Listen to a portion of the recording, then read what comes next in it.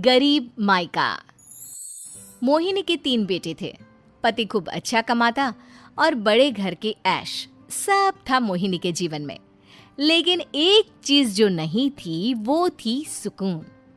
मेरी बहन और मेरा भाई दोनों गरीब, लेकिन मैं मेरे पास तो नोट की बरसात है। तभी मोहिनी की बहन वीना उसके दरवाजे आ जाती है। अरे मोहिनी, कैसी है? मेरे घर में ना सिलेंडर खत्म हो गया है। तेरे पास तो इतने पैसे हैं, भरवा देना मेरा सिलेंडर। पैसे जैसे ही आ जाएंगे मैं दे दूंगी। तभी मोहिनी का पति राकेश आ जाता है। क्या है वीना, ये अपने घर की परेशानी हम लोगों के घर ना गाया करो। तुम्हारी बहन को तुम लोगों पर तरस आ जाता है और वो पैसे देने लग जाती है। मुझे ये बिल्कुल पसंद नहीं है। ओ जीजा जी, नहीं, मैं तो वो बस अच्छा, मैं चलती हूँ। वीना वहां से चली जाती है। उसके जाने के बाद अच्छा किया जो आपने सुना दिया। अरे न जाने क्या सोचकर मेरे घर आ जाती है कि जैसे यहाँ तो भंडारा भरा है। अरे कितना तो दे दिया। अच्छा जी, जरा 1000 तो देना। वो बिन्नी दीदी है ना, उनके घर जा रही हूँ। उनका पोता हुआ है तो मुंह दिखाई दे दूंगी। हाँ, उन लोगों के आगे तो शो ऑफ किया करो। वो खुद को बड़ा अमीर शो करते हैं ना, दिखा दे कि तू भी किसी से कम नहीं है। हाँ जी, इसी के लिए तो जा रही हूँ।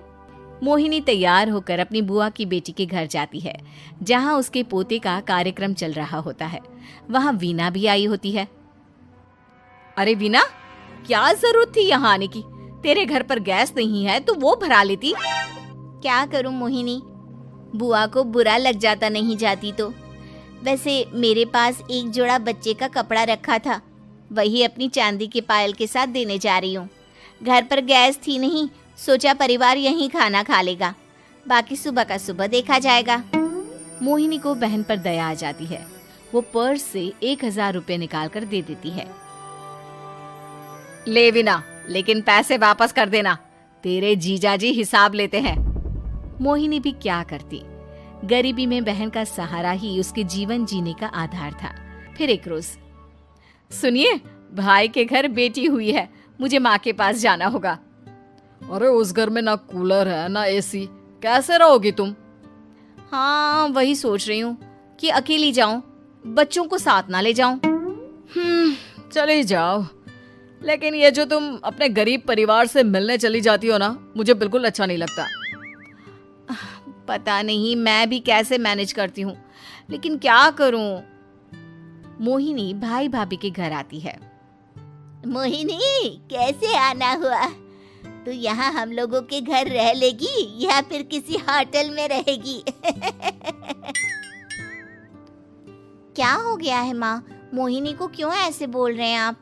अरे तू नहीं जानती अपनी ननद को, पैसे वाली है ना, तो ऐड कुछ ज्यादा ही है। मोहिनी को माँ की बात का बुरा नहीं लगता है, क्योंकि उसे पता ही नहीं चलता कि माँ उसे जली कटी सुना रही है। वो भाभी की बच्ची के साथ लेन देन करती है और वहाँ से चली जाती है। उसके जाने के बाद, माँ, क्यों आप मोहिनी को इतनी सारी बातें सुनाती हो? भाई का बेटा बोल पड़ता है। माँ, क्योंकि दादी जानती है कि बुआ के अंदर घमंड है। सही बोल रहा है मोहन। बहू भले तुझे ना दिखता हो, लेकिन मुझे और मोहन को दिखता है कि वो कितनी घमंडी है। मोहिनी मायके आती है, जहाँ गरीबी के कारण चीजें कम होती हैं। इस मोहन के बच्चे को काम पर लगा दो ना, किसी दुकान या किसी होटल में। बर्तन धो लिया करेगा, कम से कम 4 पैसे और आएंगे घर में। देख मोहिनी, माना तेरे पास पैसा है, लेकिन तेरे भाई के दिन इतने भी बुरे नहीं चल रहे कि वो अपने बच्चे की पढ़ाई रुकवाकर उससे बर्तन धुलवाए। मोहन माँ की ओर देखता है, जैसे आंखों से बोल रहा हो, देख लिया बुआ का हाल। हाँ मोहिनी, बात तो सही है, लेकिन अभी मोहन को पढ़ना है। आखिर तुम भी तो अपने दोनों बेटों को पढ़ा रही हो ना। मेरे बेटों से कैसे कंपेयर कर सकती हैं आप? अरे वो तो कलेक्टर बनेंगे। हाँ, कल को वो मोहन को नौकरी में रख लेंगे, क्यों? मोहिनी कुछ दिन और रहकर चली जाती है। धीरे धीरे दिन बीतता है। मोहन बड़ा होता है और कड़ी मेहनत से सफल भी हो जाता है। मोहिनी, माँ के जाने के बाद तो तुमने भाभी के घर जाना छोड़ ही दिया, क्यों? वो क्या है ना, उन लोगों का घर छोटा है, मेरे बच्चे जाना ही नहीं चाहते। पर तुझे क्यों अचानक मायके की बात याद आ गई? यार, मेरा तो मायका है, भाई भाभी है, मेरा तो आना जाना लगा ही रहता है। हाँ, क्योंकि तुझे आदत है ना ऐसे छोटे से घर में और कम पैसे में रहने की। वैसे क्या खबर है आजकल मायके की अपने? अब वो घर छोटा और कम पैसे का नहीं रहा, क्योंकि मोहन तो बहुत बड़ा आदमी बन गया है। फिर क्या? मोहिनी भाभी को फोन करती है। मोहन किसी बड़ी कंपनी का मैनेजर हो गया है क्या भाभी? क्या ये सच है?